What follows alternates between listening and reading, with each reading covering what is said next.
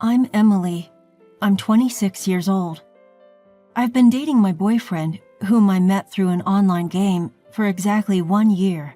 Initially, I was nervous as we met online, but we clicked due to the similarities in our family backgrounds.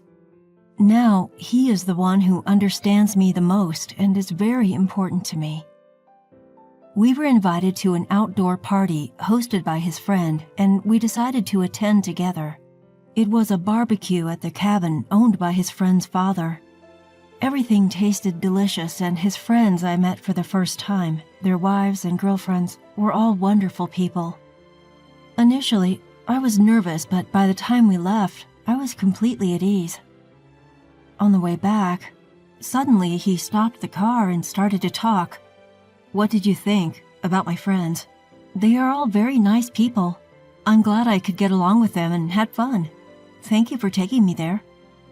"Really? I'm glad, I hope we can keep having fun like this, preferably as husband and wife. What do you think?" I was surprised. Was that a proposal? Of course, my answer is yes. It's like a dream. We were so excited. In the heat of the moment, we decided, let's have our wedding there, and headed to a memorable hotel. This is the first place he brought me to on our first drive date when we had just started dating. It's a quiet hotel in the mountains, and from the restaurant, you can see the lake in front of the hotel. Not only was the view stunning, but there was also a couple having their wedding at that time, and he remembered me saying, "How lovely."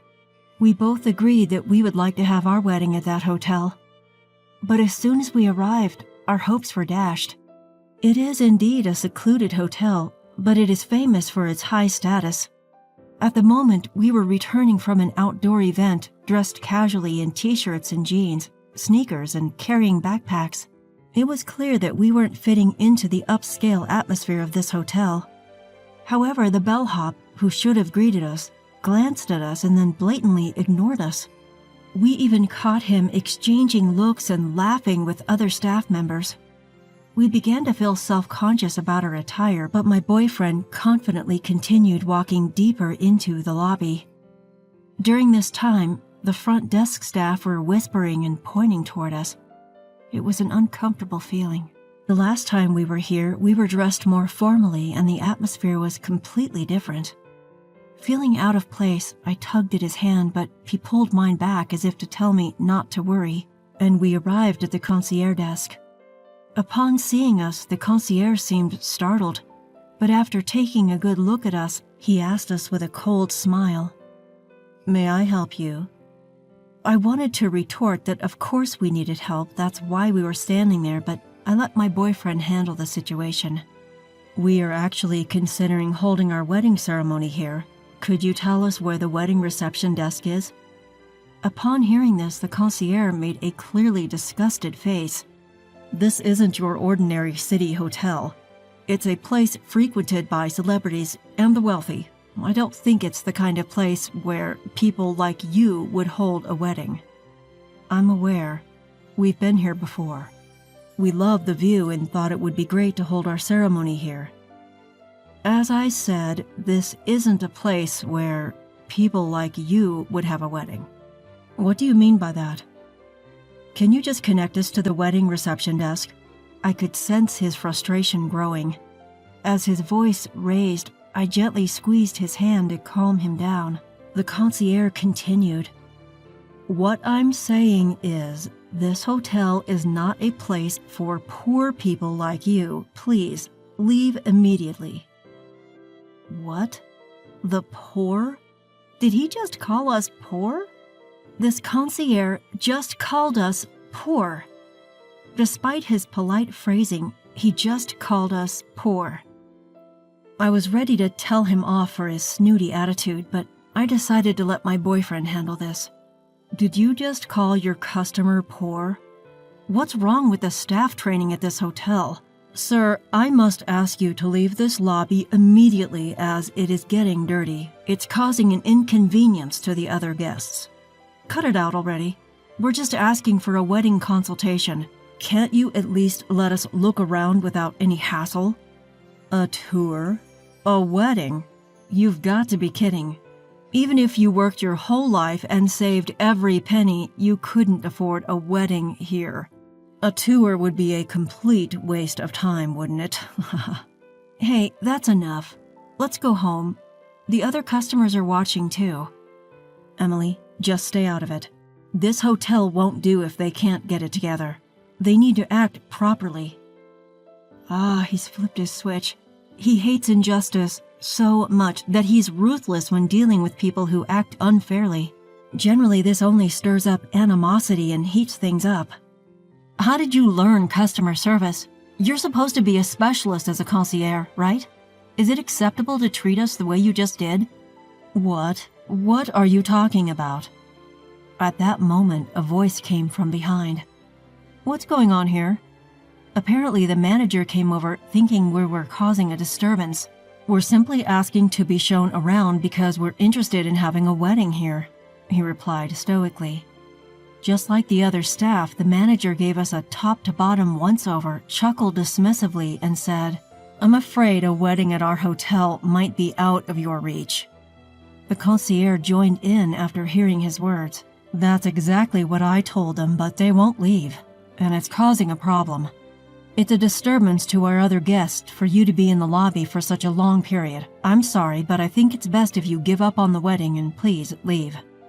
Hold on a second. We were just asking to look around because we're interested in having a wedding here. Isn't it okay if you just show us around? Sir, I am the manager of this hotel. If you continue to loiter here, he gestured to call security. So what do we need to do to be able to look around? Well, if you were to buy the hotel and become the owner, that's not going to happen, but... At his words, I was on the brink of losing it, thinking, what the heck is he talking about?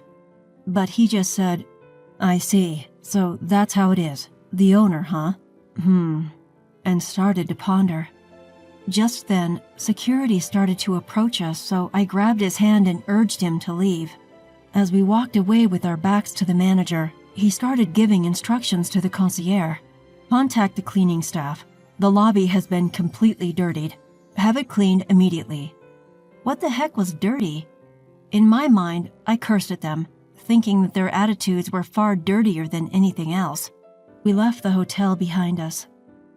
Feeling quite upset, I thought of taking a walk in the garden and admiring the lake before heading home. But we were quickly spotted by the manager from before as we strolled through the garden. Guests, this is troublesome. If you walk around here, it could ruin the view for other guests who are enjoying the scenery. What's the big deal about looking at the view?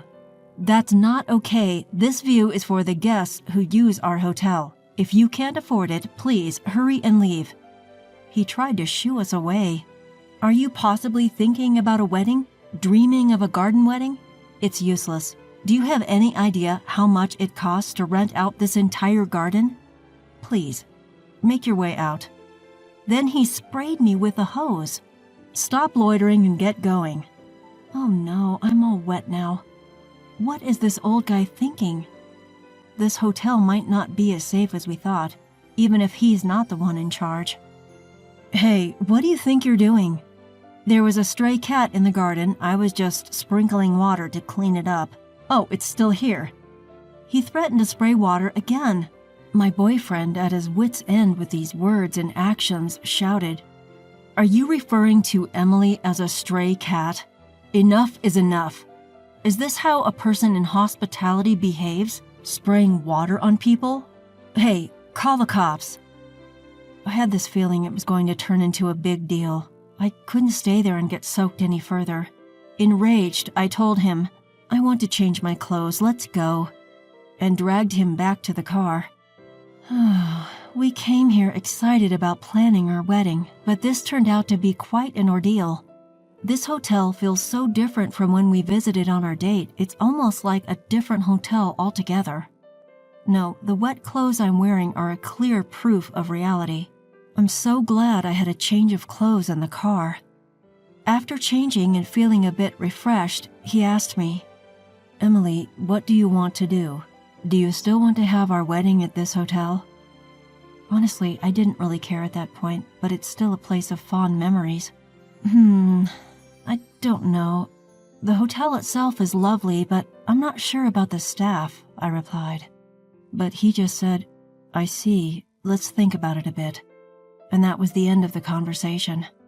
Afterwards, we decided to at least pay our respects to both families, and it's been a whirlwind since then. Our parents asked about our plans for the wedding and reception.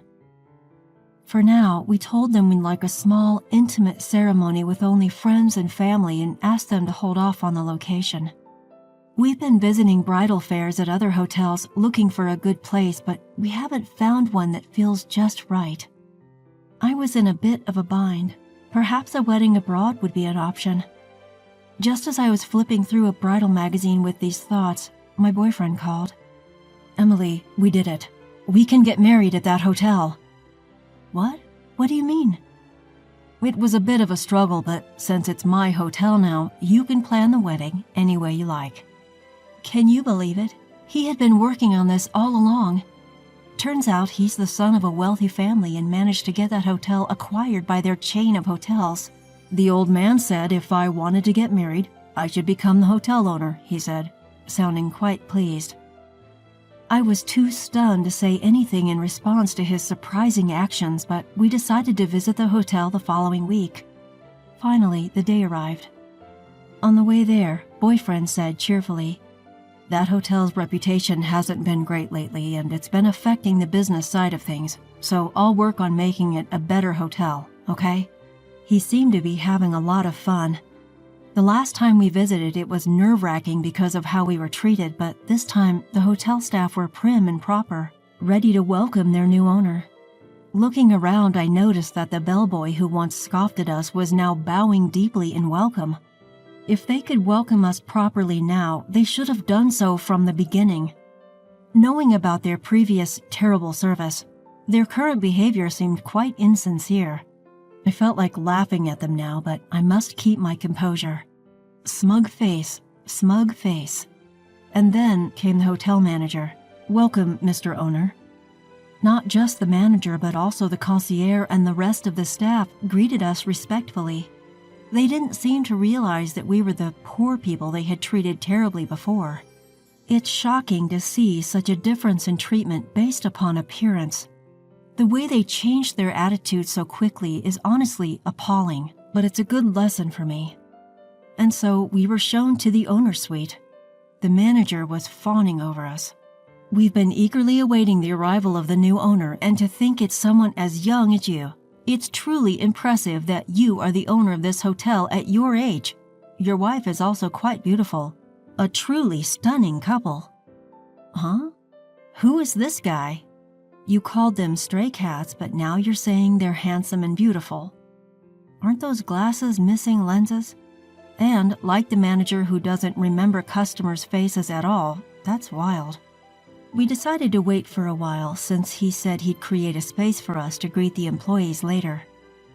When the manager left us to prepare, I said, "What's up with that manager? He doesn't know anything about us, does he? Handsome and beautiful? Seriously?" It seems like he didn't notice at all. It's kind of impressive in that way, LOL. Well, he looks enthusiastic, so I guess it's fine if he does what he wants. Is it okay for that guy to be the manager? I know, don't worry. I've thought about it. While having this conversation, it was time. He went to the hall where the employees were gathered. I have become the owner of this hotel. I know you may be uneasy since I'm young, but the headquarters will manage the business firmly, so please rest assured. We plan to operate this hotel as a secluded hideaway hotel, different from the luxury hotels in the city up until now. After repairing the aging parts, we will have a renewal opening. In conjunction with the reopening, I'm thinking of having my own wedding ceremony here to commemorate the start of the hotel and me. The unexpected happy announcement stirred up the employees. Then he called me to introduce his fiancée, and I went up to the stage. When I got up there, the manager, standing proudly next to him, looked utterly surprised. Owner? That person is... That's my fiancée. Oh, it wasn't our first meeting, wasn't it? You didn't recognize me either, did you? At his direction, I was dressed in a t-shirt, denim, and sneakers, like the last time we visited the hotel. If I had worn a dress and heels, he wouldn't have noticed, but just by changing my clothes, he seemed to remember me right away. Seriously, this manager seems to judge people solely by their clothes. Looking around, the bell staff and front staff who laughed at us that day were staring at us with wide eyes. The concierge, oh, he's looking pale and his eyes are darting around. It seems like he finally remembered us this time. My boyfriend, who confirmed the situation, continued talking to the employees who were clueless about what happened that day. Actually, we visited this hotel the other day, and at that time, we were both dressed like her, now. I got her approval for my proposal, so I was over the moon. When we came here thinking we wanted to have our wedding here, the bellboy, that's you, right? You ignored us without even saying welcome and laughed at us. The front desk staff were pointing and whispering about us. The concierge, you didn't listen or pay attention when we said we wanted to have our wedding here, and you told us poor people should go home. The worst was you, the manager. Actually, I recorded our conversation from the middle of it. I'll let everyone hear it. The recording of the exchange with the manager played. The employees started murmuring with disbelief on their faces. They called them poor people? Isn't that terrible treatment? They began to say, while the manager turned pale and trembled. After the audio ended, he began to speak. As you can see, we were treated as poor because of our modest attire, and in the end, we were doused with water and driven out. This is unacceptable, isn't it? There are nods of agreement from the crowd. Regardless of what we were wearing, I come from a family that owns a chain of hotels, and she is the daughter of a big pharmaceutical company CEO. We are not poor. This time, we were advised by your manager here to become the owners if we wanted to have our wedding here. But what if we were other guests? This should never happen, right? This hotel, which is not particularly conveniently located, should offer the best service to all guests who take the trouble to come here. I want to return this hotel to that state. It was once like that. Let's make this the best hotel together. Applause filled the room. Afterwards, he demoted everyone from the manager and concierge to staff who had reports of poor work attitudes. The manager and concierge were asked to start from scratch, learning from the cleaning staff. In their place, staff who had been neglected despite their excellence, as well as part-timers, were promoted to better positions. He placed the right people in the right roles, creating a lively working environment. He actively listened to opinions, quickly implementing good ideas with a sense of urgency. Even as an onlooker, you could feel the overall atmosphere of the hotel improving. And so he successfully transformed the hotel. By the way, we were able to hold our wedding ceremony at the hotel as initially planned. Of course, it was during a quieter time and we kept it low-key. About a year later, he handed down the hotel management over to a new manager and quickly stepped down. "It should be okay now," he said. But it seems the real reason was that he didn't have time to play his favorite video games.